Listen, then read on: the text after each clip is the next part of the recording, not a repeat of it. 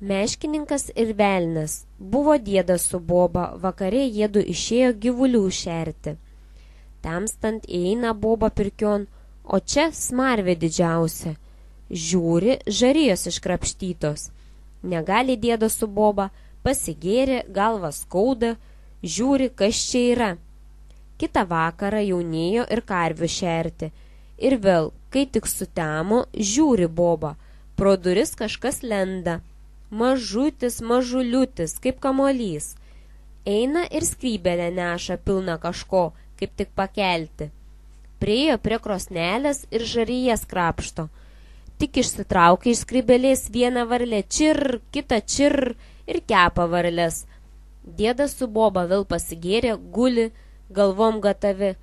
Kitą rytą ateina meškininkas su meška ir prašo, kad priimtų nakvoti.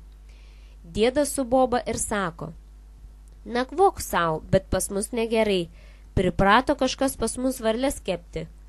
Na, sako meškininkas, tik leiskit, aš nebijau. Na tai sako, nakvok. Atsigulė meškininkas ant priekrosnio, meška pririšo pakrosnį. Jo ir miegas neima, laukia, kas čia bus. Tik duris virst ir įeina kažkas, skrybelę neša. Priėjo prie krosnelės ir vėl varlės pradeda kepti. Tik čir, meškininkas nukorė galvą ir sako: ei, Mariska, pasisteng. Kai iššoks Mariska, kai paims velnę, kad ims minioti, velnės net stena.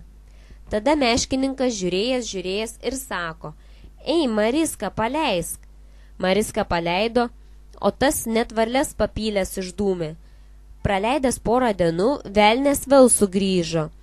Įkišo galvą pro duris ir klausė: yra ta kačiutė, kur su manim miniojos? O dėdas sėdėdamas sako: yra ir jau su kačiukais. Kad šoks velnias, kad duos pro duris ir išdūmė.